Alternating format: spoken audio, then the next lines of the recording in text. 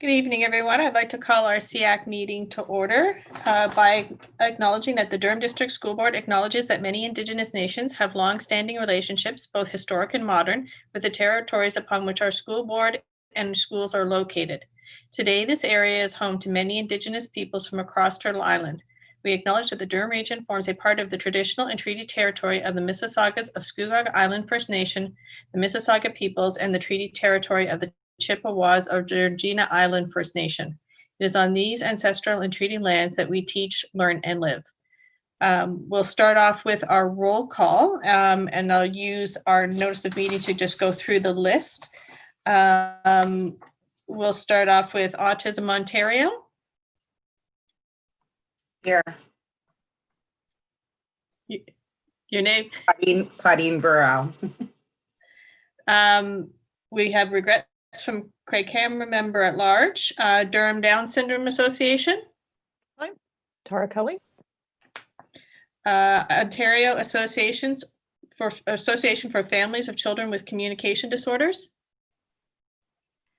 Hi, Elizabeth Daniel. Learning Disabilities Association of Durham Region. We have regrets from Rowan Jarvis and his alternate, Donna Cook. Voice for Deaf and Hard of Hearing Children. Association for Bright Children. That would be myself, Eva Kyriakides, and SEAC Chair. Member at Large. You're muted, Carolyn.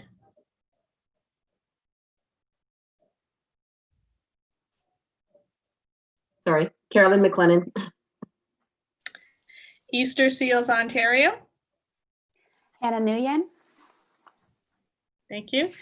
Would ask our two trustees to introduce themselves. Donna Edwards, trustee for Ajax. Christine Thatcher, trustee for Whitby.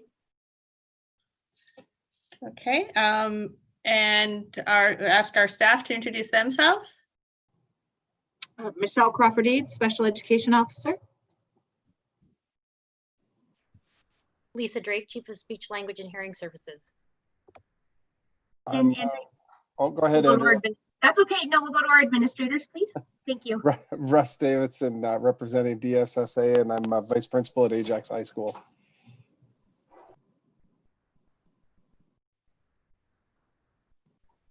And our other administrators can jump in.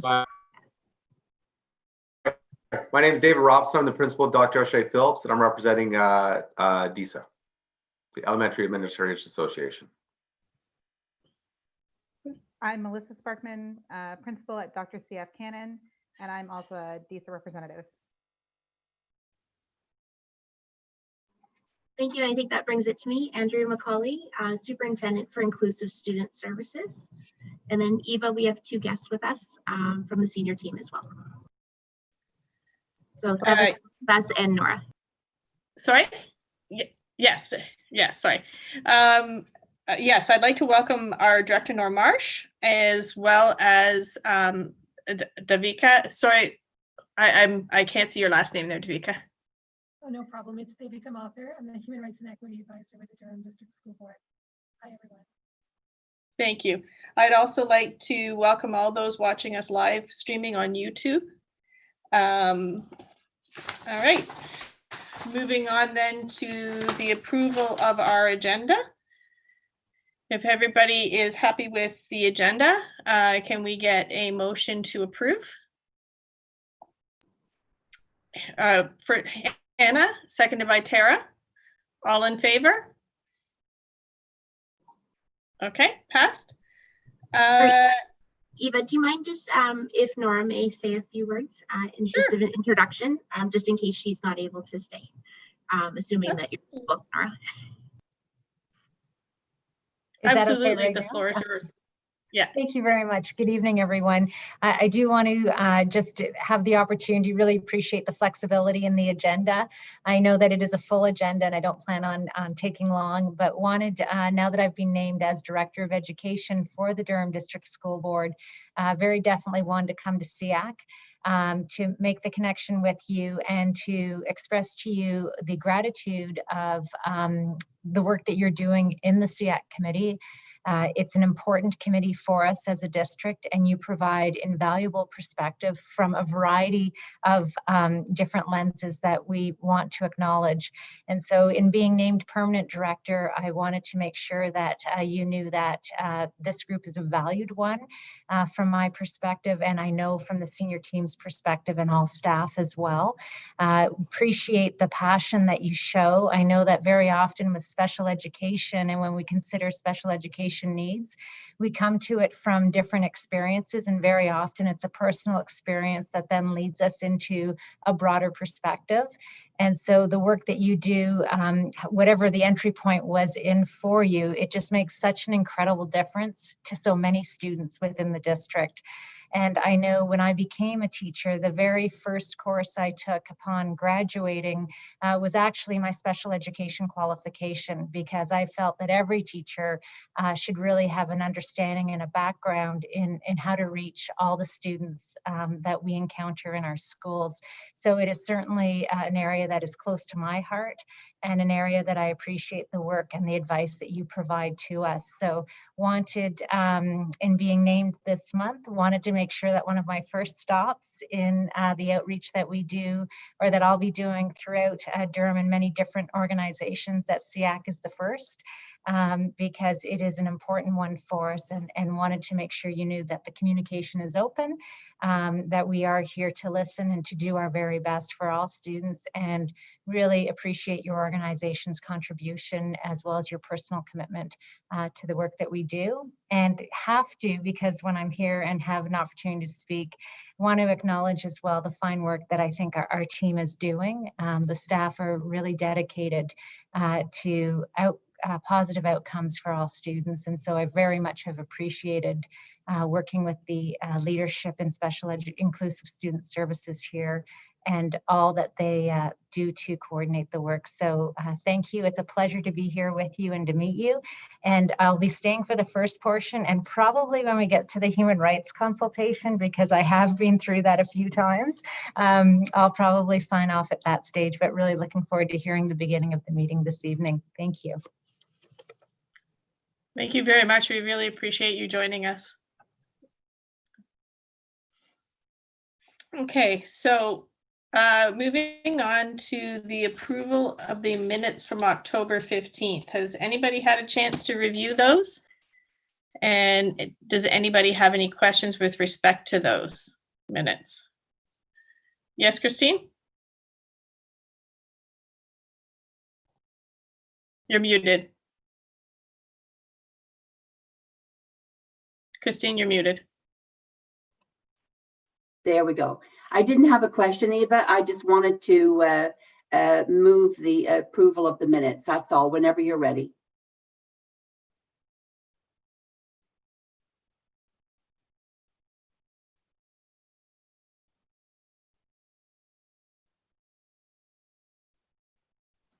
Eva, you're muted. Eva, you're muted. Sorry, if you guys could just raise your hands. I can't actually see with my little screen that blocks some people. So seconded by Tara. All in favor? Okay, motion passed. Okay, so moving on to this Inclusive Student Services report that was circulated early.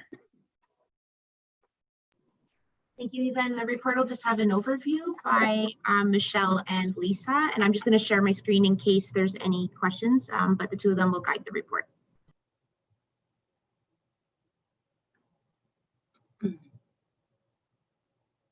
I'll just wait until Andrea shares her screen. So as Andrea mentioned, the highlights have been shared with you, but Lisa Drake and I are here today to talk about a few very important processes that are coming forward. If we look here, we definitely had our EA Appreciation Day on November 18th, and I know that our schools celebrated such an important day for our educators and they contribute to all of our students. The main thing that I really want to talk about today as we go through is the gifted screening, because I know that many of our parents and community members have been waiting. So the process for the 2020-2021 gifted tested screening will be sent to school certs and admin via email tomorrow to share with families. Families should be receiving the package via email by November 23rd, Monday, by the end of the day. We needed to review the screening process in light, of course, of health and safety concerns, and we wanted to be transparent and inclusive and equitable for students that are in person and also virtual. The process has extremely tight deadlines. The information package, as I mentioned, is being sent to certs and admin by tomorrow. The nomination package with a parent letter and also a video outlining the process, since we cannot do an in-person process this year, will be to parents by the end of the day on November 23rd. The deadline for nominations is December 1st, and the CCAT writing for schools and students that are nominated will be December 14th to 16th. For those students that are writing, that attend virtually, we made the decision that because we needed them to come in person, that we've decided to call on our secondary colleagues to be able to utilize the space at some of our secondary schools, depending upon the number of nominations we have within a specific area. Of course, health and safety will be followed during those times, and it will be in the afternoons on the same 3 days when the secondary students are not in attendance. So we will be working through that process dependent upon the number of nominations that we get from our little virtual guys. In terms of psych services, we'll be working on a timeline of doing the WISC between January 18th and the end of February, with reports going to families by March 1st. Since an in-person information session could not occur this year, as part of the parent package, there is a video link which Allison Warren, our gifted facilitator, graciously describes the process, and she also answers some very common questions. At the end of the video, she also details her contact information if a family has a specific question about the process itself. In terms of messaging, we have asked the schools to send out the parent information package. Also, we're putting it on our board website, our school websites, of course, and we're asking administration to send out reminders because of the tight timeline through School Messenger. Thank you.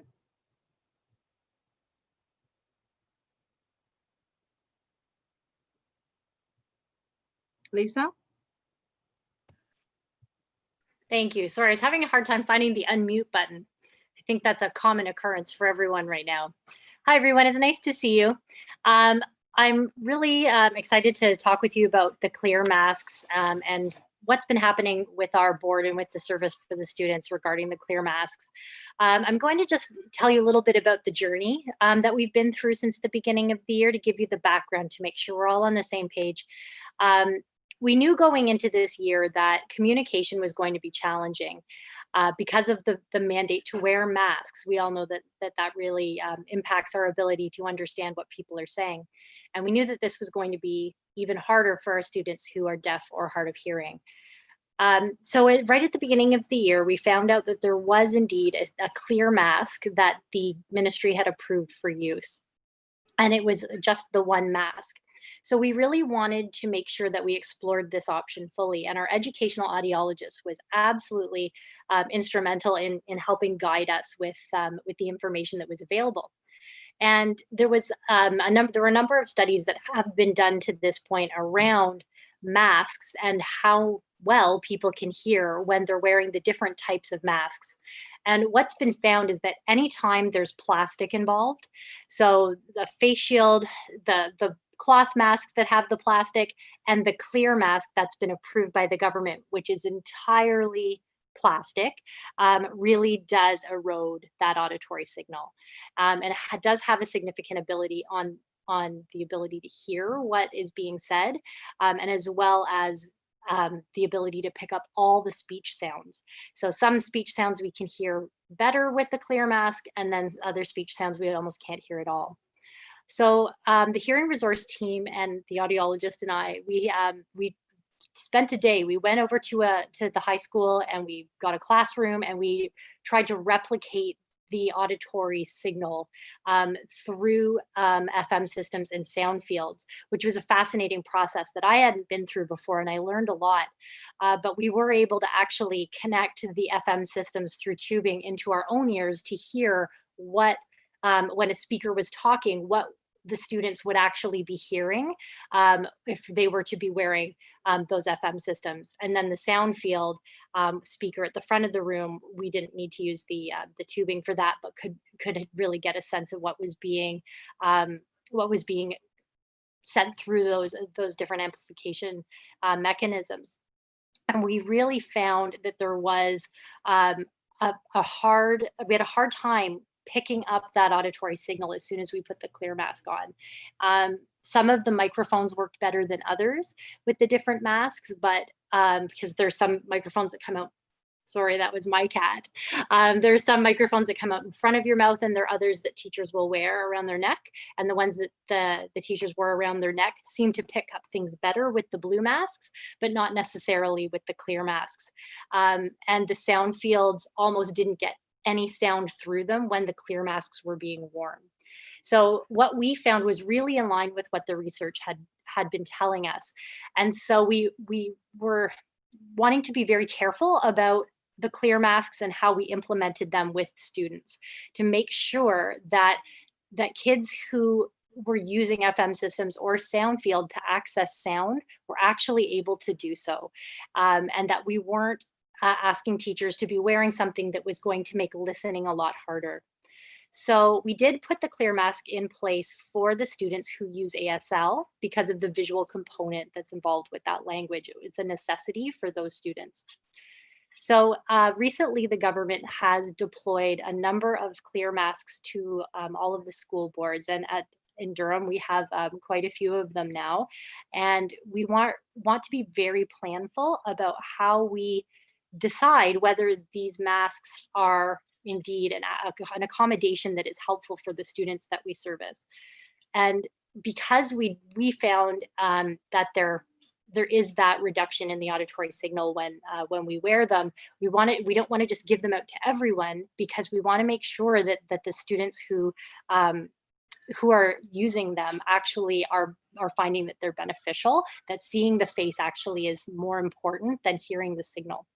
So we're currently working on a way to planfully test this on an individual basis with all of the students who do fall into that deaf or hard of hearing umbrella, to make sure that we're going to be putting the right accommodation in place.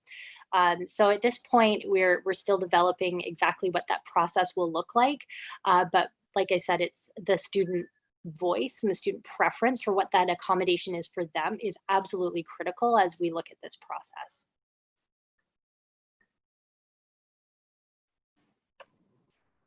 Thank you. So that is the department report, and the team's happy to take any questions if there was anything on any other item. Sarah? Hi, thanks. Lisa, in regards to the clear mask, I know you were talking about it mostly being used for the educators to help with the students that deaf and hard of hearing. What about for students?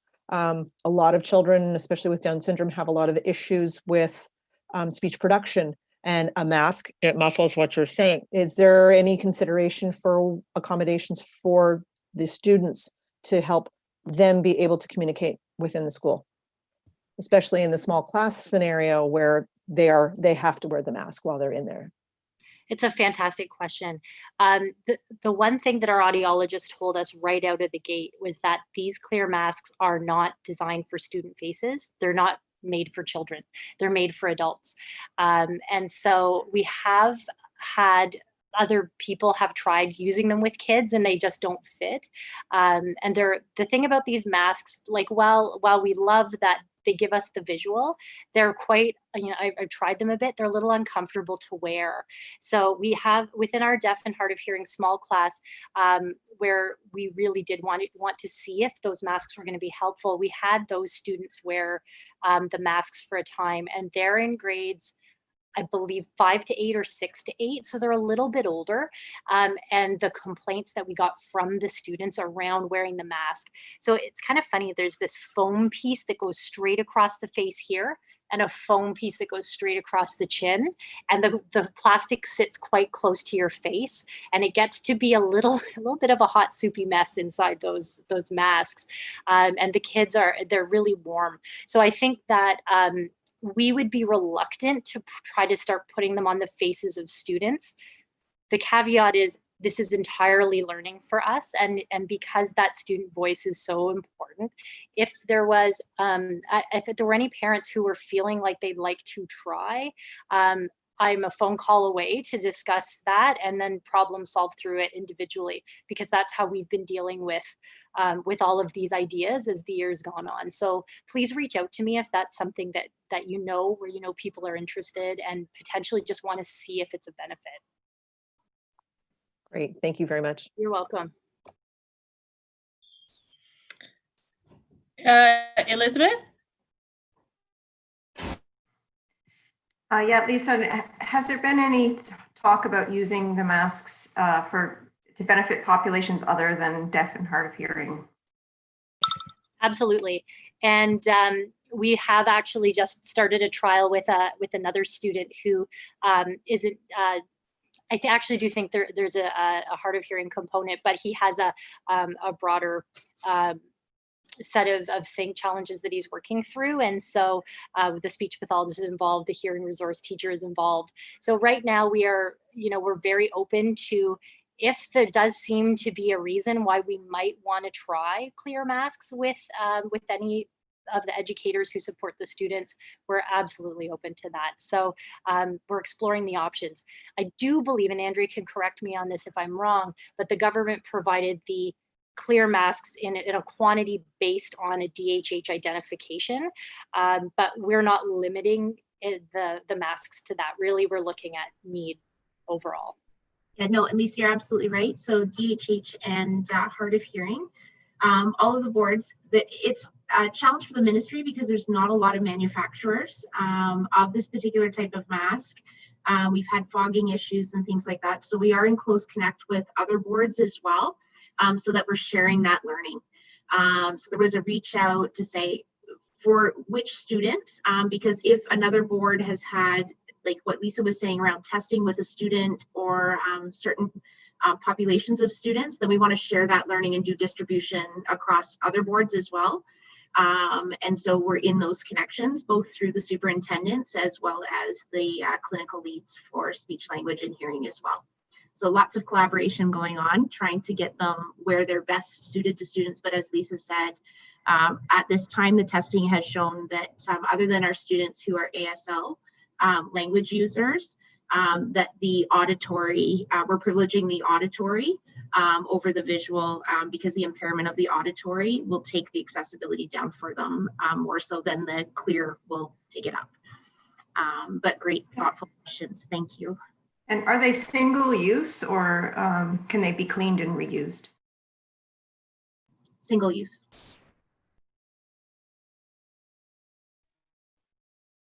Great. If we have any further questions with respect to the Inclusive Student Services Report, just keeping in mind our timeline going forward, I would ask that you submit those questions in writing to Diane, and we will seek to get those answers for you. In the meantime, we're going to move on to the staff report, starting with the administration report. Thank you so much. So just a few highlights to bring to SEAC this evening. And again, always a check with PAC on SEAC. So as Michelle mentioned, yesterday was Educational Assistant Appreciation Day in the DDSB. And we really want to thank our school teams for making it a special day for these really essential and valuable team members.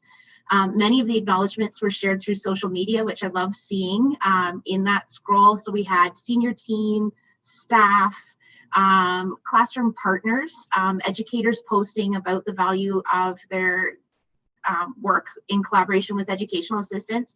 And then my favorites were a few from families posting. So our sincere thank you and acknowledgement goes to all of our educational assistants across the system, because they really are essential in well-being and learning, both for the skills, compassion, and just that connection that they build with kids in making a difference every day. We also just wanted to bring you a couple updates. This week was a big week for transitions for our students. So we saw a number of students move between in-person and some back to in-person and over to DDSB at home in elementary. And concurrent to that, we've done an adjustment to CERT as well as our inclusive student services teams to keep that moving with our students.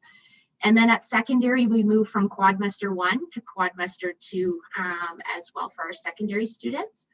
I'll send the numbers via email just because it makes it a bit more accessible. So I'll send the admin report to you following the meeting.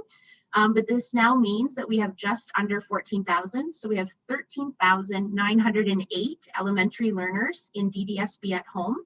And that includes the 7 self-contained gifted programs. But for our discussion this evening, it includes 1,581 learners, including those who are gifted, who have IEPs. And so really keeping a close eye in that collaboration and what accommodation looks like and sounds like for our kids in virtual.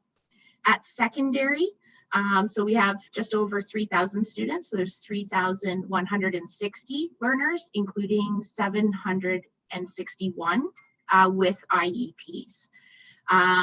So that just brings a total there for our students, leaving just over 10,000 of our students in our in-person.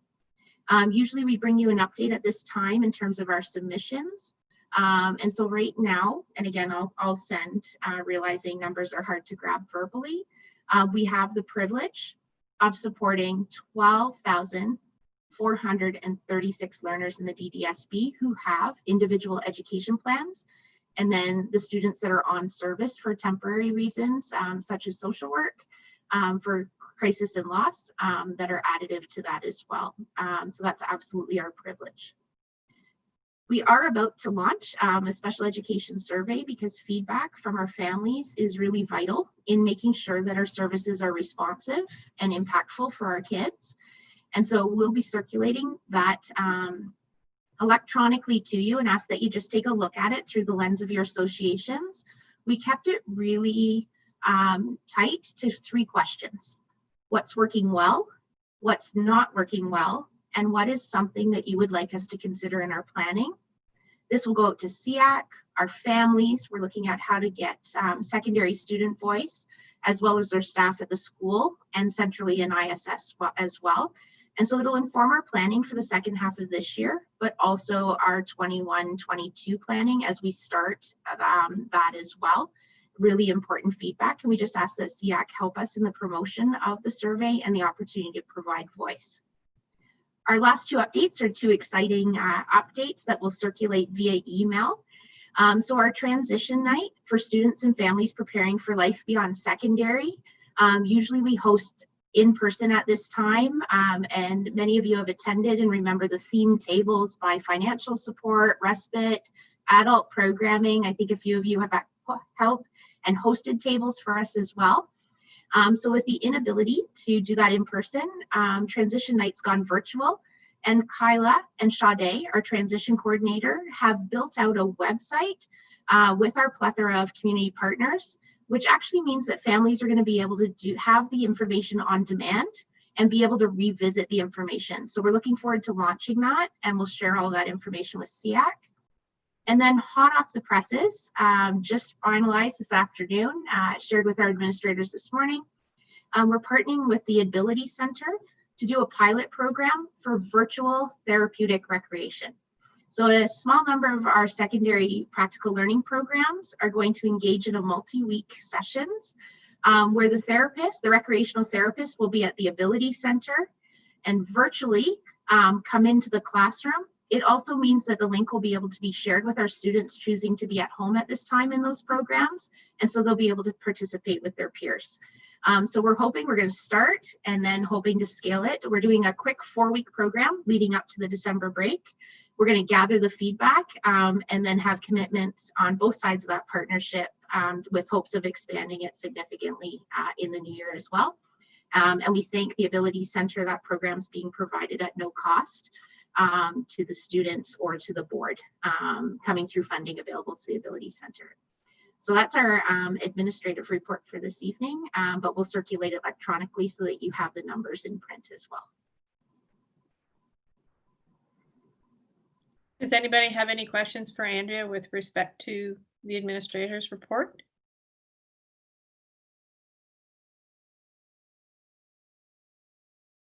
No? Oh, Hannah, go ahead. So Andrea, are those numbers a bit higher? Are they the same as last year? Are they lower in general? Are there any trends that you can note about the numbers? Thank you for that. So we're trending about the same in terms of the overall numbers of students. Where we see increases is in requests for service around mental health. Those numbers are starting to climb. But in terms of the students, see a few of our group home partners, particularly for adolescents, relocating services from Toronto out to the GTA. And again, our magnet partners would mean coming east for us in that regard. Our students with learning disabilities remain our largest subset of our kids with special education strengths and needs. And our students with autism are actually our fastest growing group. And that remains a trend, particularly in the kindergarten to grade 3 and our younger students. So we keep an eye on that because it helps us pivot the learning that our team and school teams need to do to be responsive to our kids. Thank you, Andrea. Is there any other questions before we move on to the board report? Okay. Thank you. We did hire our director of education, who you have been introduced to, and we appreciate getting that position filled with an individual that has been working with us for quite a while and moving through these difficult times. So, which is a great relief to the Board of Trustees. We also celebrated volunteers with distinction, and as everyone here knows, is that our volunteers are really key to the culture and the support of our students. And although we couldn't hold it, our big celebration, each of the schools did ensure that those volunteers of distinctions received their certificate and were recognized in some way or another. And we did have a presentation at the board. We had a presentation, of course, about Treaties Recognition Week. And we also established our committee for appointment of our trustee to fill the position for the city of Oshawa from our recently departed trustee. We're looking at, as well as some of our governance and our policies. We're reviewing those, as well as the looking at a new basic trustee accommodations policy, because one of the things that we have not had in place for trustees that do have to have a leave of absence or so forth for a variety of health reasons or whatever, that we do not have a policy in that. So we're looking at that. We also did approved the last audited statement. The transportation DSTS gave their annual report as well. So it's been posted, and if people are interested, and we reviewed, I guess, the COVID testing protocols. A verbal update was given about that. I think that's also the staff had reviewed the PPM 274, which was basically the hiring regulation for teachers that was basically, I guess, repealed. There was a draft policy for hiring that the Ministry of Education had given, and sort of the analysis from staff coming back is that our existing hiring policies and equity policies basically included a lot of what was required under the draft policy. So that report is also done. So haven't been doing much, but that's my report. Thank you, Donna. Does anybody have any questions with respect to the board report? No? Okay, then we are going to move on to our human rights policy framework presentation. And if Nora is leaving us now, we'd like to say goodbye and thank you very much for joining us. Thank you. Good night. Thank you. And Devika, the floor is yours. Thank you so much. Can you hear me okay? Yes. So, okay, I'll try to move it's a little quiet. Closer. I'll try to move a little closer. Is that better? Yeah. Okay. So at our last meeting, we had a chance to go through the presentation on the framework for the development of the policy as well as the consultation plan. And those materials were also shared with you, I think, just after that meeting as well. So today I didn't really intend on going through the whole presentation, but if there are any questions, please do let me know. What I would like to do today is just to give a little bit of a recap and a bit of an update on where we are, and then invite some feedback and questions and comments from you. So in terms of a recap, we're consulting now on the framework and the policy framework and the consultation plan. So we're really wanting to find out, do we have the key content themes covered from a policy perspective, and then also from a consultation perspective, whose voices are missing from the consultation plan, and how can we best engage with the work with them in the work as it progresses. And we'll then take that initial feedback to help write and inform the policy and the procedures, and then come back to communities once those are drafted for further consultation. And so in terms of an update, apart from SEAC, we've engaged with the Parent Involvement Committee, and we'll be meeting with them again next week, as well as with the Equity and Diversity Steering Committee. We've also met with Student Senate and the student trustees, the co-chairs of the DDSB's Affinity Networks and Accessibility Committee, and the Indigenous Education Advisory Circle, and with unions and federations as well. Messages will be going out to families and students and employees next week to share information about the consultation and to invite feedback. And these messages will also be supported with further information on our website, including a dedicated web page specifically for the consultation, which will include those presentation materials along with a 2-page summary of that, an FAQ, frequently asked questions document, a survey, a thought exchange, and a video as well. And just flagging, I may not have made it clear at our last meeting that when it comes to drafting the accommodation procedures, I'll be referring quite heavily to the OHRC's policy on accessible education for students with disabilities. It's very comprehensive and will be really helpful as we frame our policy and procedures. I'll also be keeping a lookout for the results of the OHRC's Right to Read inquiry, which is their, if you're not already familiar, they have a public inquiry and consultation into human rights issues affecting students with reading disabilities to help inform the work too. And of course, we'll be working closely with Inclusive Student Services to see if there are any themes that emerge from this survey that Superintendent McCauley just mentioned that could also be considered in the policy and procedures. And I did hear from a few of you already, so thank you for that. And of course, at our last meeting, lots of great feedback, so really appreciated that.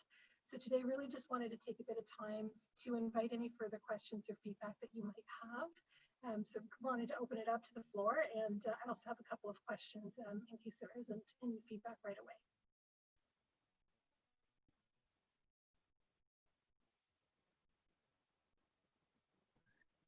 Does anybody have any questions or feedback to provide right now?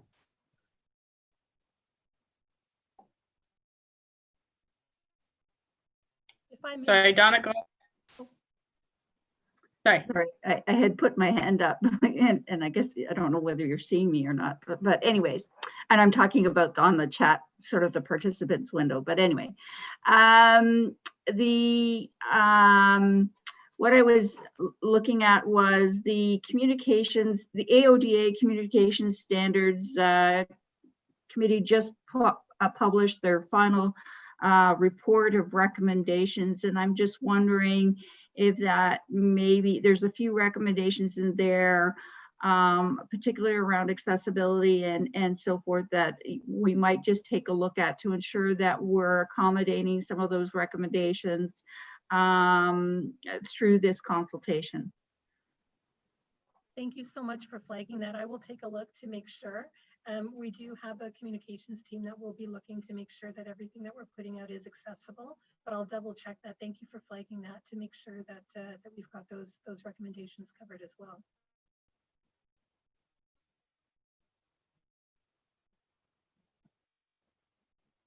Okay, is there any other comments or questions before we move on to Davika's questions, specific questions? Go ahead, Davika.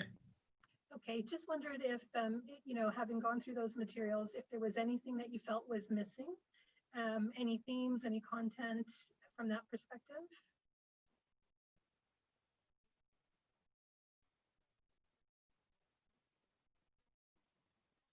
Does anybody have anything to add to that?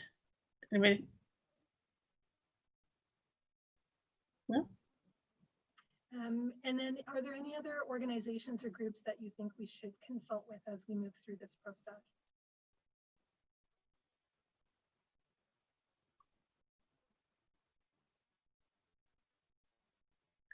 Go ahead, Hannah. I mean, I'm not sure that I have a specific organization or not, but I do have been feeling a little bit like some other groups other than Down syndrome, but maybe other individuals with different developmental disabilities in those groups aren't as represented here. And Easter Seals does sometimes have that cross intersection for it, but I'm not hearing as much, perhaps even you know, which of the organizations would be best for that. On the side of children, obviously community living is very well known in the older group. And so I'm just wondering about that. I don't know if anybody has some organizations they may suggest for that. I do feel like that might be a bit of a group that even on SEAC right now, I'm not sure. I know I think Tara does a good job representing that group in many ways, but I wonder if there's another voice there. And so I just thought I'd put that out. Thank you for that. With that sort of thought in mind, I'm just wondering if maybe the transition committee, Andrew, would be somebody, a group that would be wise to talk to, because they have a lot of variety of people at the table. So Devika, that's the Transition Advisory Committee called TAG. That's a great, Hannah, thanks for cueing that, and Eva picking up on that as well. And it's a group of community organizations, both boards, both DCDSB and DDSB have representatives on it in a number of roles as well. So that table's meeting virtually right now, but we can always call a meeting for some important input. I'm sure everyone would appreciate that opportunity to have that lens. So thank you for bringing that up.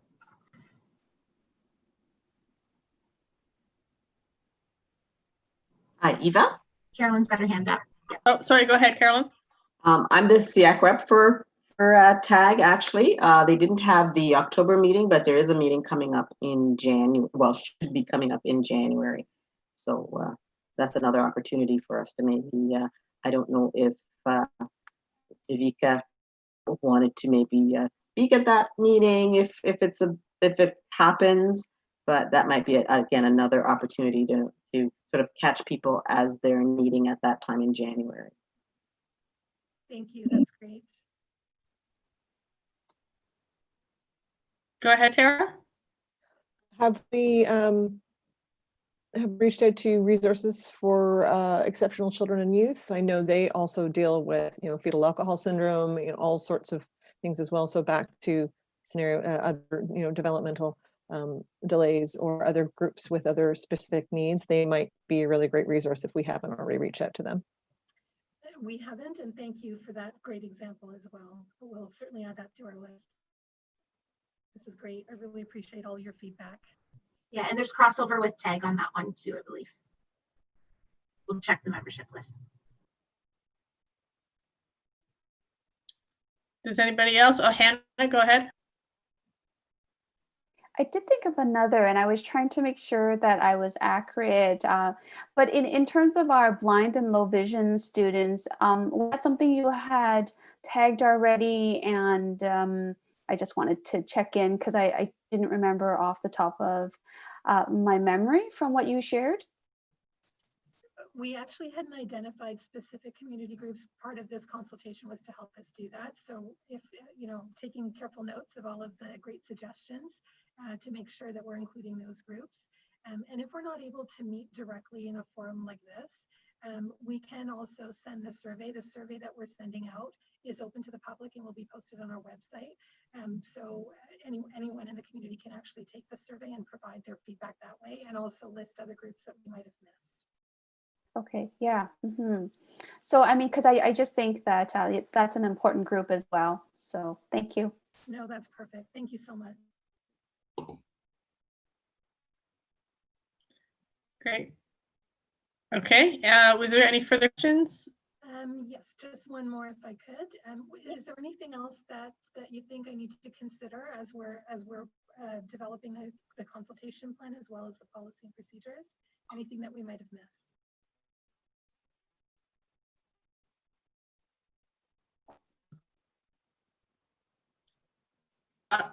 Donna, go ahead.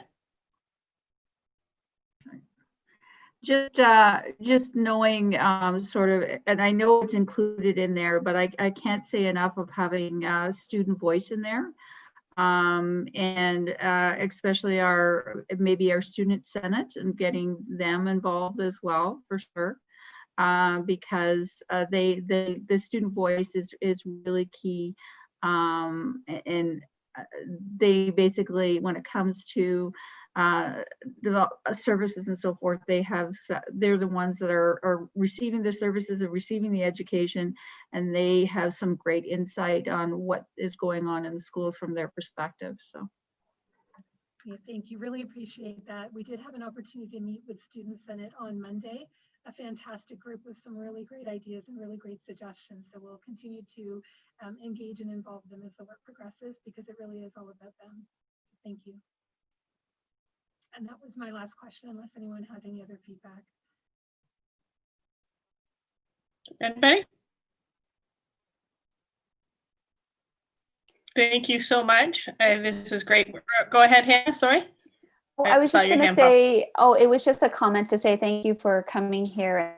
Maybe Eva was going to say that as well, but I just wanted to put it out there, and for your openness to hearing more information. And it sounds like you're doing a lot of work here to lay the groundwork. So I just wanted to say thank you again, at least on behalf of Easter Seals and all the work that you're doing.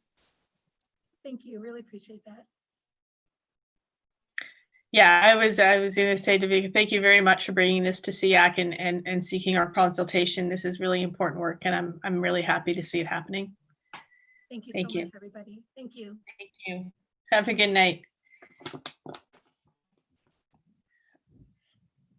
Nice. So that brings us, actually, that was part of our 20-minute this open discussion period as well. So that brings us to the business arising from the minutes. I acknowledge that I received edits and suggestions from Elizabeth Daniels regarding the SEAC handbook. And so some revisions we made, and that will be brought back to the table a little later. Then moving on, we have brought to us sort of a great opportunity for SEAC to offer parents and caregivers 2 virtual sessions related to compassion fatigue and self-care. And I'll let Andrea provide the details, but I believe this would be an excellent opportunity for SEAC to put our name out there and into the community in a positive way. So I'm going to hand that over to Andrea to explain a little bit more about that.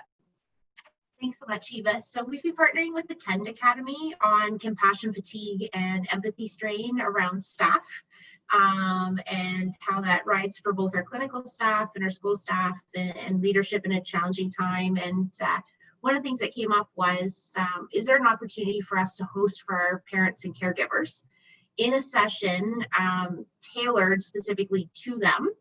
And as we're meeting virtually, it really gives us an opportunity not only to tailor the content, but tailor the timing.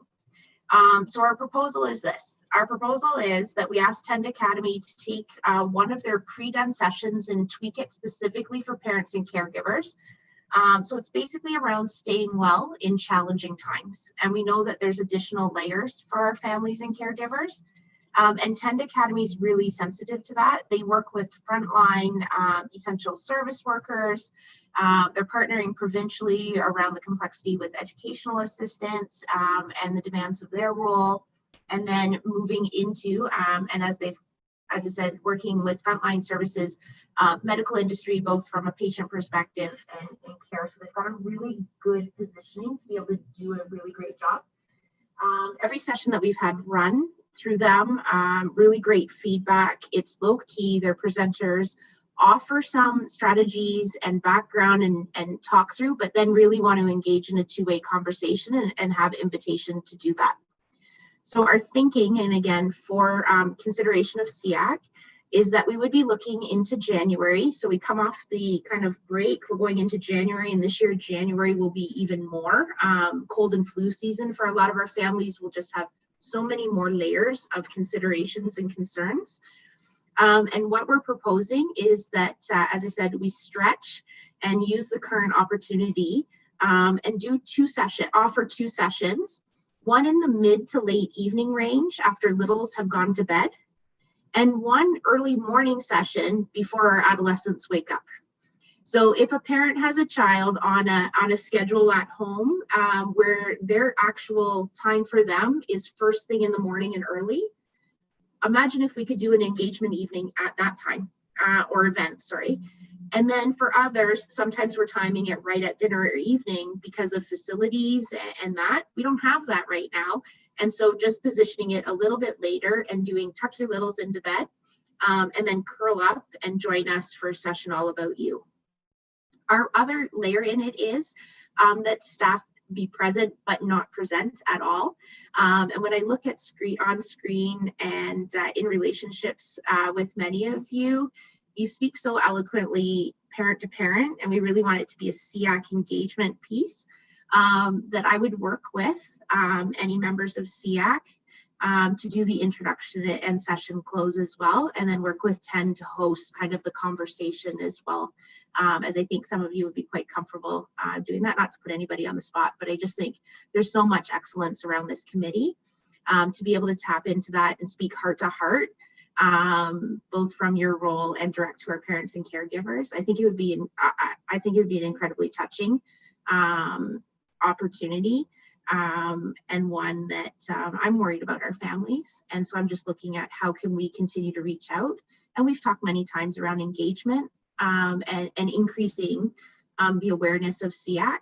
And so I think perhaps coming to parents on an area of need and even just naming that need might go a long way in what SEAC does, and who SEAC stands for is really our students and our families, right? So we present that just as an option for discussion this evening. So you're open to some feedback on this and what you guys think of it, and anybody who would like to be a part of the before and after sort of introduction and closing, feel free to.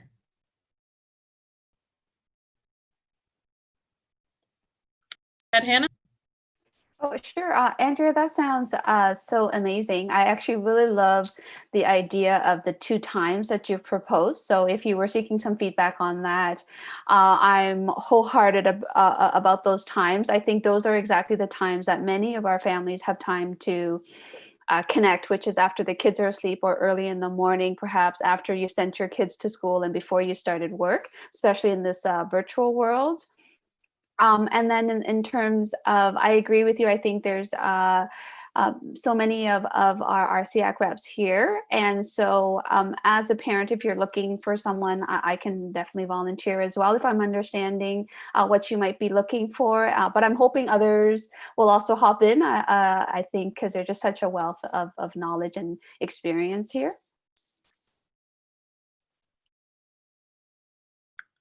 Yeah, thank you, Hannah. That's great. So go ahead, Tara. Because I can't stop myself. I echo the same thing. I think that's a great idea to put forward. Again, we've been looking for those things, but what are the things that we for SEAC? How do we, what are we representing, and what do we stand for? What's our vision of trying to help parents? And this seems to be like a really great fit as far as I'm concerned. I think this would be a really fantastic opportunity. Does anybody else have anything they want to add to that? Yeah, go ahead, Carolyn. Oh, okay. Are these sessions going to be available after the fact? So are they going to be recorded and then maybe a link provided for people who couldn't come to the session, but probably a great way to share. And then maybe once they see that, that might spur people to want maybe other sessions later on, similarly targeting parents and maybe different topics, but something that's really geared to them and some of the challenges that they might be facing right now. Go ahead, Andrea. Thanks. So through you, Eva. That's something we can ask the TEND Academy. What we're finding with presenters in a virtual format is we often just need to build that into the contracting costing structure as well. But definitely a question that we can raise. And then once we get into planning, may I tap back when we look at specific times and things like that? I'd like to come back to SEAC for more specifics around what time you would like the session to run. Generally, TEND will do about a 45-minute to an hour overview that's if somebody has a question, there can be a pause and an interaction. Again, it'll be dependent on the group size, but then they kind of stay on for about another 45 minutes to an hour purely in discussion format. So we can ask them, especially about that front matter. Great, sounds great, thanks.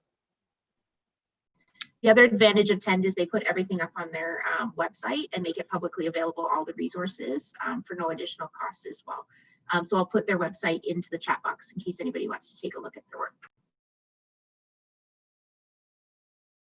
Thank you, Andrea. That would be fantastic. Does anybody else have anything they sort of want to add to that? I know I'm happy to help in any way I can, Andrea. I'm sure most of us are. I'm not sure if we need a motion with respect to that as far as SEAC representing it, but no? Excellent. That's fantastic. There was, in reviewing the minutes myself, I did notice there was one more action item, and that was with respect to the split classes for the gifted and how they've been split between two streams as opposed to two gifted classes being split, like two gifted grades being split. So they were split with academic and university level being split with gifted as opposed to, say, a grade 11 and 12 gifted or grade 10 and 11 gifted being split, or in elementary school being split between two streams as opposed to two grades. Right. So sorry about that. So in elementary, we don't split. It's considered a self-contained class. They may join for certain activities, but we wouldn't run students in regular placement with students in full-time placement in the gifted program. For secondary, with apologies, Michelle and I will loop back and we'll grab the statistics for quad 2 and circulate those to SEAC. Okay, thank you. I appreciate that.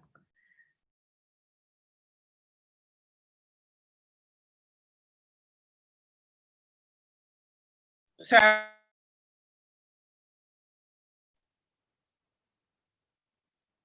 Stuck on mute again, Eva. Sorry. There you go. If there's no more questions arising from the minutes, then we're moving on to the association reports, which we had asked be submitted in writing to just sort of be read off to save some time. I did not receive any of those prior to the meeting, so I'm going to assume that there's no association reports this month. Just a reminder for next month too. I'm glad everybody's confirming that. That's good to know. To make sure that we submit them ahead of time to Diane, and then we'll go through them at the beginning. Or at the beginning of this session, I'll read them off, whatever reports we have. The correspondence we have was the Thames Valley correspondence, which interestingly enough really relates to the speech and language stuff and the masks and the microphones that we were sort of already talking about. So my initial response to reading the letter was, maybe we should sort of jump on board, but it looks as though we're already sort of addressing this issue, and that the microphones aren't really going to help with the plastic masks. So I don't know what anybody else has thoughts on that. If anybody has anything to add to that, or if they think we should address it. Go ahead, Donna. Andrea somewhat addressed it, that, she said that they are doing some collaboration with other boards, but I'm just wondering, because here the ministry is putting out these masks, and how much feedback and how is it going back to the Ministry of Education? Because if people are saying that they're setting out these and that the masks are going to sit there, then that's not, and something would be more appropriate, then that feedback needs to go back, right? And it would be interesting and to share that with the other boards, because if we're doing this kind of testing ahead of time, then that lets them know. Because honestly, I don't think it's necessarily getting back because of a recent discussion that we had around the SDDC table. I don't know if that's getting back. Go ahead, Andrea. Thank you, Srinita. Thank you, Donna, for that comments. I think as we sit in November, as Lisa mentioned, and Lisa jumped in at any point, what we wanted to do is make sure that we were doing ongoing considerations and that our first run could be agile and we could shift our practice if we found that that was what was happening. And then that's where we saw kind of that collective response across boards. The masks arrived. We didn't submit numbers or things like that. So this is recent for us that they've started shipping in. And so that's where we thought we'd pause and appreciate that would have come out with good purpose and intention based on some information at the provincial level. And so that put us into a reflection on practice and the reach out across boards. Thames Valley is one of the boards that we're in communication with, and Andrew Canavan as the SO there. And so we're all in that kind of retesting and resharing. But I think you're absolutely right that if the outcome of that is that we're kind of looking status quo in terms of what is best practice at this time based on the different conditions, including the FM systems and things, we do need to find a conduit to send that information to downtown. It is, and somebody, Elizabeth had asked if they were multi-use or single-use masks. They are single use and quite pricey, which is absolutely rightful if there's serving kits. But if it's not meeting what was the anticipated benefit, you're right, we do need to find a way to cue that appropriately and enter into a different kind of conversation. I see Lisa's hand up, Eva, if you're okay with that. I heartily agree with Andrea, and just wanted to share that as we're being planful about the individual testing and making sure that it's the right accommodation for students, we are going to be taking very careful data around who we have tried the testing with and tried the masks with, and who's declined and who has indeed found it to be beneficial. We need to know that for a number of reasons, including where to send any of the masks that come in if it is an accommodation we're putting in place. But we do think it's important to build in that structure around tracking any students that do decline it so that we can share that information, because I have the same concerns as you, Donna. So I'm glad that you brought that up too, because I think about that regularly. Great, thank you.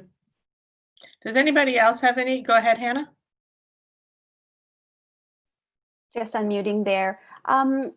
Just some clarification on the discussion, and maybe I wasn't sure if I heard it all correctly and reading the letter. So I just want to make sure that I've understood it. As far as I'm understanding, we were talking about the FM systems for deaf and hard of hearing. It sounds like this letter is talking to other groups as well, and then talking about a microphone in addition to the being in use with the FM system, or do you think this is just talking about if you're looking at this perspective from if you're considering other users? And I am looking at the letter, and it does seem like they are considering it more from a use for the deaf and hard of hearing. But additionally, I'm kind of almost adding a second question to this discussion, which is that if we are considering it for other people and you're not necessarily using an FM system, but more so just as a mic to project the sound for students, if there is some muffling and if there are delays, for example, in processing information. So even if there's no problems with hearing, but there's a processing delay. There's a developmental delay. If there are, I'm thinking possible other ones, and Lisa, maybe you can speak to those ones, but those are the main ones that I can think of. So it's almost saying that the letter is also inquiring about whether there's an application of this letter for us to consider as a school board, or to put out to the school board, I should say. Is that something the school board might consider in terms of exploring some amplification of sound systems? So I've got those are a few thoughts there. Go ahead, Lisa. Thanks, Hannah. And I agree with you. It's not just the deaf and hard of hearing population who are experiencing these communication challenges. As any of us have experienced in the world, it's hard to hear people wherever you go wearing a mask. And so for our students who, like you mentioned, have other developmental concerns, processing delays, articulation issues, comprehension, there are a lot of reasons why the mask wearing can be impacted even further, or impacting them even further in the classroom. So we have, I know our team of speech language pathologists, as well as our team of hearing resource teachers, are being very careful in their discussions with classroom teachers. We have other amplification systems that we are able to loan to classrooms to try. And so we are very attuned to the needs of everyone, and not just the deaf and hard of hearing population. They seem to take center stage in this discussion as a group because they have very clear need for accessing a clear auditory signal, which doesn't come naturally for this group. So we think about them often first within this discussion, but it doesn't mean it's to the exclusion of everyone else. I haven't seen the letter, but I'm imagining that when they talk about microphones, they're either speaking about an FM system, which is connected directly into a student's hearing aid, that so the teacher would wear a microphone, as I mentioned before, on a pendant or on a boom mic that would be worn on the head, and then it would connect directly into the student's hearing aid. Or there's often a sound field, which is like any mic and speaker that you get at a party or the place that's amplifying sound for a whole room. So those systems amplify everything for everyone. And it can be really helpful for, I mean, if we had an FM system in every classroom, I'd be thrilled, because all the teachers' voices would be very clear. So we have those devices that we will put in place into classrooms if that need arises. So I would advocate strongly to your families that if there are concerns around those communication issues, I do want to know. I would really love for all the parents who have that issue to reach out to me so that we can discuss their students' needs on an individual basis, so that we're making sure that we're learning what everyone needs and being able to put the right things in place for them if that's not happened already.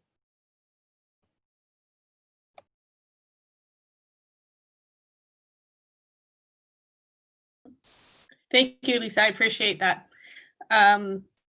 I think this letter was written in September when I think there was a lot of sort of trial and error still going on. So I suspect there's somewhat of it's somewhat dated in its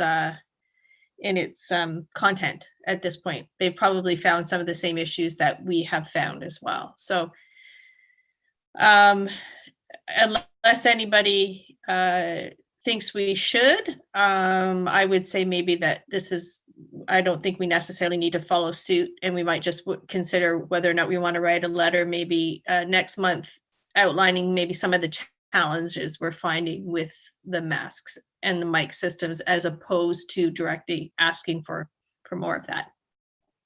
Okay. Excellent. Community concerns is our next item. Does anybody have any community concerns at this point that they'd like to bring up? Go ahead, Tara, and then Hannah next. It's very timely that Lisa's here. Thank you. I'm very glad she is. My question is very timely, I think. Just a few things that I've been hearing parents in the neighborhood as well as in groups, with all the concerns around speech and the mask and and doing those sorts of things, and a lot of emphasis being placed on trying to figure out how we're going to get through this. Just looking at, are we experiencing any challenges with ensuring that our services for our speech and language are reaching all of the students that we need to? Some of the parents that I've been speaking to in the secondary school seem to be getting a little bit frustrated that they're not getting as the level of service that they had when they were in the elementary school. So just wondering if, I know we've got an emphasis on our early intervention programs, which are fantastic and work great that way, but is there potentially a balance that needs to be relooked at, just based on some of the feedback I'm getting from that? That's what I'm putting out there. Thanks. Thanks, Tara. I think it's a really good discussion, and this is one I'm sure that we could have at length, because it is such a multifaceted issue. Generally, the whole focus in speech and language is trying to help kids have functioning communication systems, solid expressive and receptive language in place, so that as they transition into secondary school, that we have a robust program for them at that point in time. But that is not to say that we don't continue to support students once they get there. And you used the word balance, and that very much is what we're all trying to do, is maintain that balance between all of the students with needs. What we've been doing in speech and language, you need to hold on one second. Sorry, I'm momming and doing my job at the same time. Sorry, I lost my train of thought. So within our team, as our college evolves, one of the things that we've really focused on in the last year is looking at caseload management and making sure that kids are in what our college refers to as an active plan of care. And so when we take a referral, we need to be involved actively for a purpose with a student. So that being said, as the team is really starting to think about caseloads in that way, that we need to be involved for a purpose so that we can support and continue to support and fade out. If there are parents that you're speaking with who have needs, there is an actual reason for them to be involved, then I feel like my phone is going to ring off the hook tomorrow. Anyone can call me too. I mean, I talk to parents all the time to make sure people get into the right place. But they can also reach out to the CERTs or their head of academic resource in secondary to talk about what is the purpose for the referral. And then we are very open to that referral. So sometimes it's just a matter of, we have a lot of things going on at the time, and we just don't know about those kids. So it's just a matter of helping to advocate for getting that referral opened up. I feel very confident that all of the team that I work with are more than happy to support anyone who needs it. They're all very dedicated to helping kids communicate well in the classroom. So sometimes in secondary, I think it's just so much bigger. And so we may not hear that voice right away. So please let those parents know that they can absolutely call me or speak with their schools, but there's no reason why they shouldn't be able to access services well. Does that help? Yes, thank you. You're welcome. I will try not to let your phone ring off the hook. Oh, it's fine. Okay, That's what I'm here for. perfect. Thank you. Okay, Hannah, you had a question or a comment? Yeah, I did. I think it was just about community concerns. So I think I actually have two coming from some of the community members I'm in contact with. The first one is just the whole idea of COVID fatigue. And with many of the children involved in Easter seals, there is a medical fragileness to it. And trying to, inquire a bit about perhaps whether there are some, you mentioned compassion fatigue, but I think, some reminders about the benefits of keeping up with all of our protocols, our PPE plans. And I think the other concern being too is as we are in many regions, prepping or in the second wave, depending on where we're at, is just the whole idea of, is there a time and a place to consider whether we might need to be a bit more proactive with the PPE. And so those I think that's the first piece. And I thought I'll let some thoughts come around that first, and then I'll come to my second one, if that's okay. Go ahead, Andrea. So thank you very much, Hannah. The kids who have the highest level of fragility are at the heart of our planning. So when we plan with them in mind, we know we're meeting the needs of others as well. So even this morning, I was out to one of our developmental program sites and in a conversation with the classroom team, in addition to seeing a couple of my friends rock their walkers across the room and just rock them, which was amazing. One of them's picked up so much speed since last time I saw her and can now turn. Before she was just doing linear, and now she can spin it, which is awesome. You can tell that the staff is asking questions in terms of what the next layers are and starting those inquiries. So we'll certainly work with our union partners as well, because the people doing the work have some really great insights. But you raise a really good point about us inquiring with our parents about what their concerns are, and then what their strategies are in supporting their kids outside of school too, and what they may be looking for. So maybe you and I can talk further and make some connect points so that our leadership team working with health and safety can make sure that we're appropriately attuned to what the needs are. And so I would appreciate if you and I can loop, and then we'll bring it back to SEAC with what we've discussed and where we're going with that as well. Really great point. Okay, great. Thank you for that. And so the second question or kind of community concern that was coming around was just a little bit in the quality of online learning as things have progressed, and many people giving time and space for it to be adjusted, to get adjusted to it. But I wouldn't say that it's necessarily it's dependent on the school, dependent on the program and all of that, but just where would families or individuals go about if they're having some concerns about, they have an IEPs, they are in a special ed program, have some concerns a bit about the quality of the programming that's happening in the DDSB at home. So Eva, through you, if that's okay. So there's a number of avenues. One is direct with the classroom teacher, because if they can understand what the experience of the child and family are, most educators will want to understand that and then tweak to suit.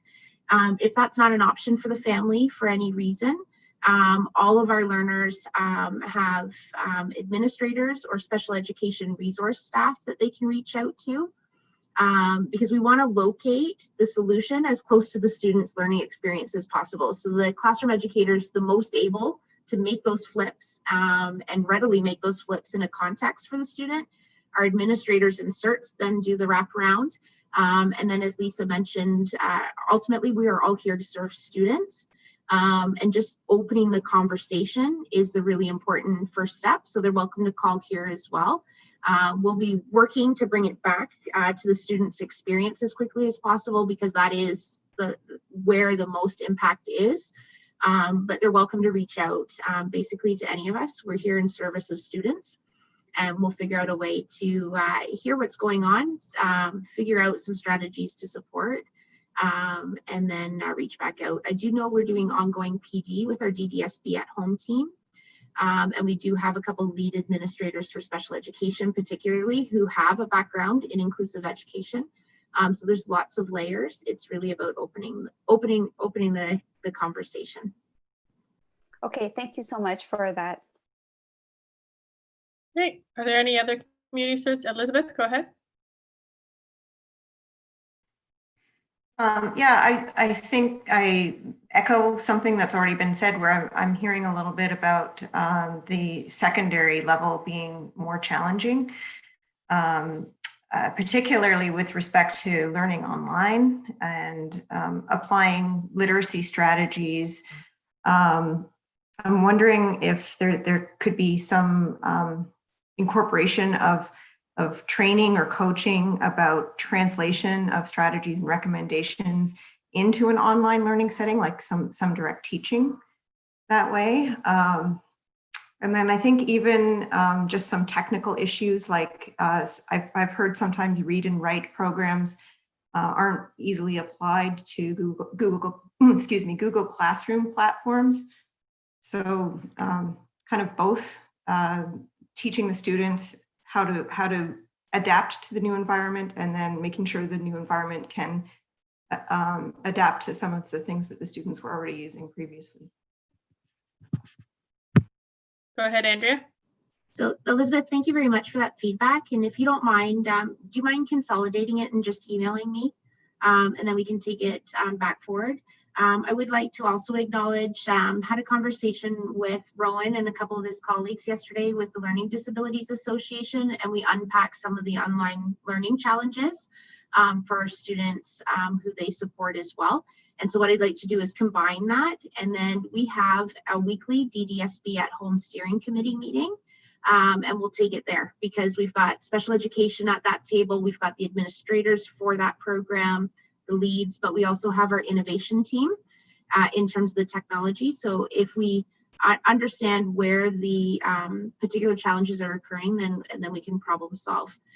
One of the examples that Learning Disabilities Association brought forward yesterday was that teachers are doing a really great job of using a variety of platforms, but for our LD learners, each platform is an entire context of learning, plus the executive functioning to move between the platforms in a timely way and start tracking where information is and through what platform.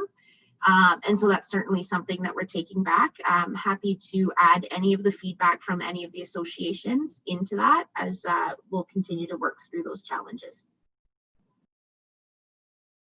That's fantastic. Thank you, Andrea. Is there anybody else? Donna, go ahead. I appreciate hearing some of the concerns that, because actually, especially the LD, because that's one of the things that I've heard from some of my community members as well, and they don't necessarily have LD, is moving from the and keeping track of that and helping the parents having to help their child through the different platforms.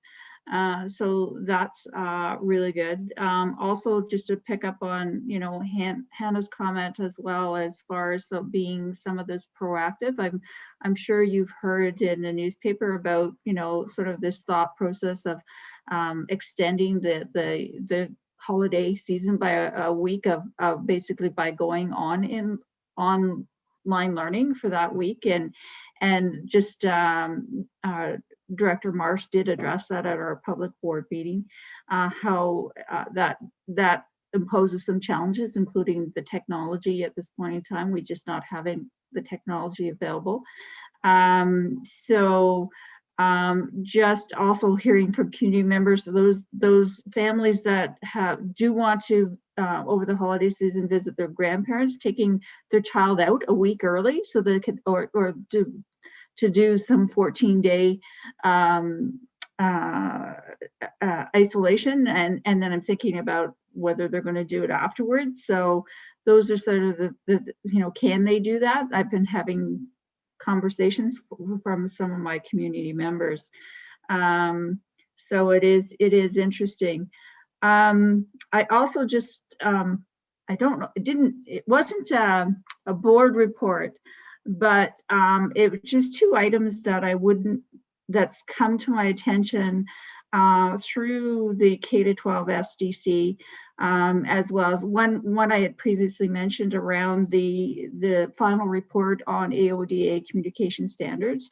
I think it's really important that some of the associations, if they take a look at it, I can again send the link to Diane or to members to be about that. As well as we're definitely trying to finalize the K-12 report, and we've been working with the post-secondary standards development committee as well, and looking at timelines and so forth. We're kind of on the final leg of the journey, we're hoping. So the next steps after that, there will be the chair will provide a report to the minister, and then eventually it will go for public consultation. But if anybody really wants to get sort of a heads up, if you do go to the minutes that are posted through the website, they actually have a lot of the preliminary recommendations. And I mean, there's a lot of recommendations around academics, around technology, around communications, around ableism. There's a whole slew of recommendations. I hate to say it's not going to be a small report. That's all I can tell you. Anyways, but those recommendations doesn't necessarily, once they go to public consultation, so forth, it doesn't mean that the government will accept all of them, because there's going to be quite a few.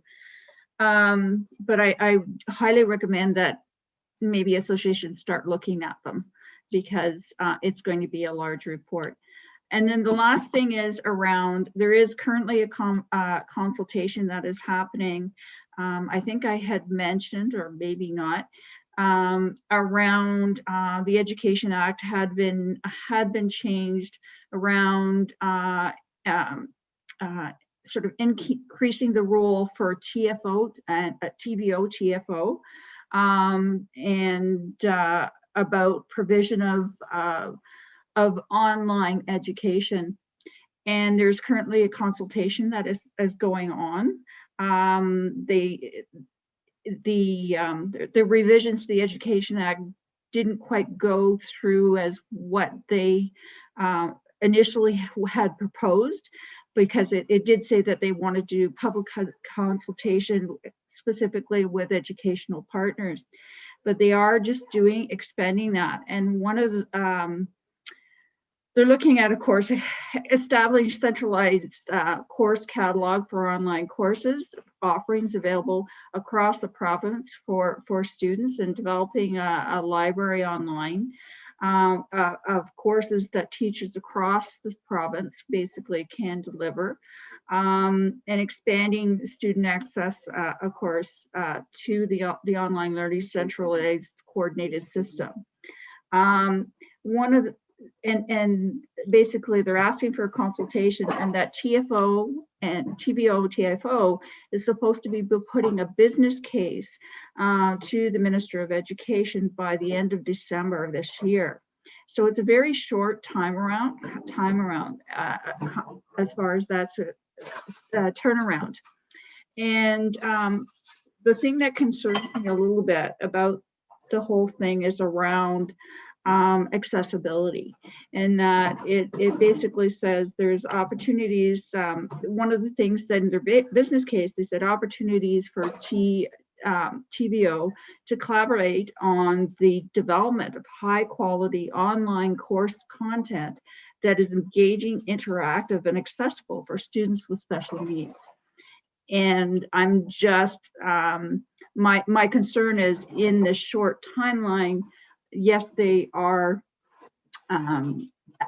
looking at doing consultation with education and basically with teachers and so forth, but I think they're missing the input from our associations, from the people themselves, that their students are going to be using these online system. So anyway, so that's what is happening. If you have any further information stuff, you can contact me and we can have the discussion. But something that I wouldn't mind the associations kind of thinking about, if there's a centralized online learning system and courses developed, the impact, when we talked a little bit about it when we were talking about the 2 mandatory online courses, but any of that information would be really much appreciated, throwing my way from your associations.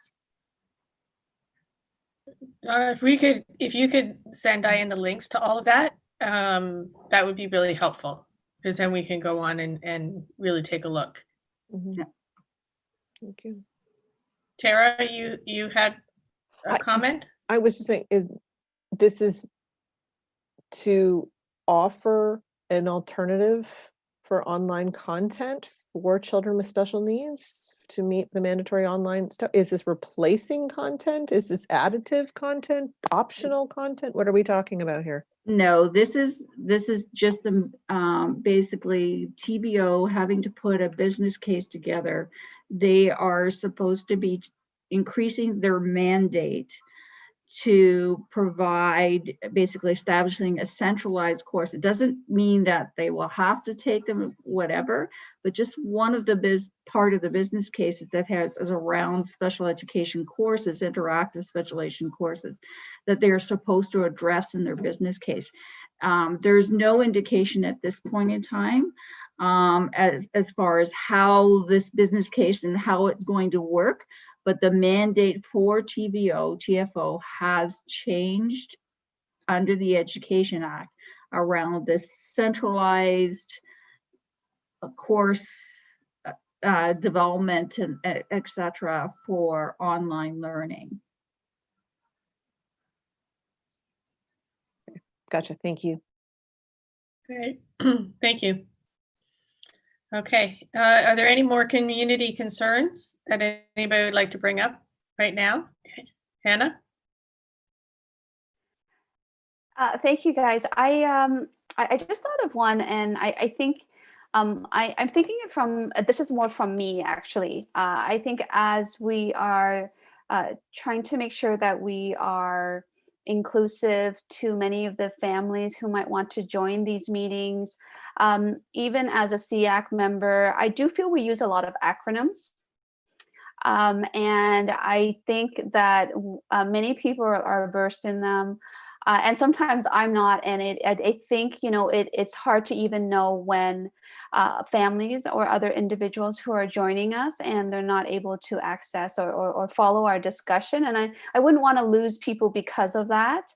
And so I just kind of wanted to perhaps suggest that we all tap each other's shoulders to ask some of these questions, even if we know what the answers are.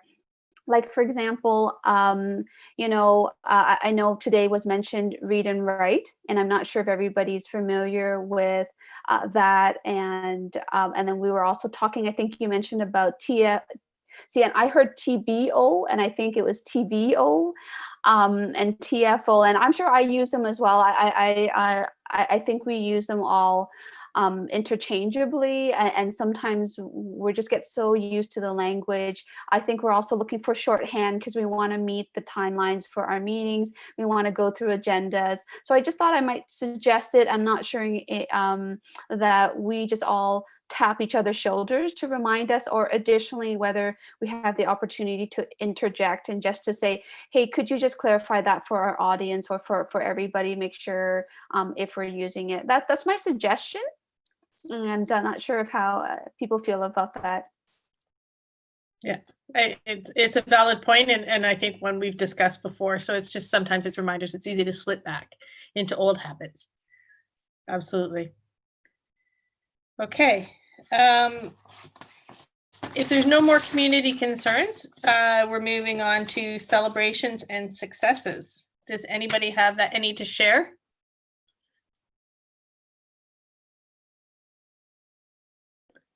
I have one, if nobody else has one.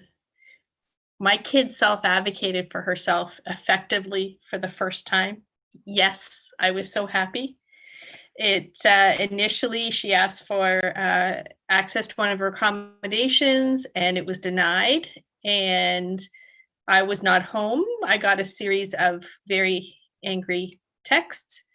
At the end, said, I'm going to ask the teacher to talk to them afterwards, after the class in the study hall, which she did, and received the access to her accommodation. So that was a real win for her, where she was able to explain her need, the reason she had the need, and that she was entitled to the accommodation, which is empowering. So I was very happy. Happy that she did that. When I replied, we'll talk about it when I get home, and she said, it's okay, I solved it. So that was great. Yeah. Does anybody else have any celebrations and successes? Sure, I can add one. Go ahead. Yeah, so I think you guys know I've talked often about the Durham Region Police Games. And I don't remember if I mentioned it, but this year, again, because they weren't able to do the games because of the public health recommendations, they did actually put together a game box day, and I thought that was really cool as well. So families were able to go pick up these boxes, and they had lots of the goodies that families or kids would often get. And they also had a gift card to go buy a game and to play with, and there was pizza, like I think a coupon for a large pizza. So often that's one of the food items that is at this games. And so I just thought I'd share it because I thought it was such a great community activity, and they really have adjusted to this. And so just a lot of kudos out to the Durham Region Police volunteers and all of the people who put that together.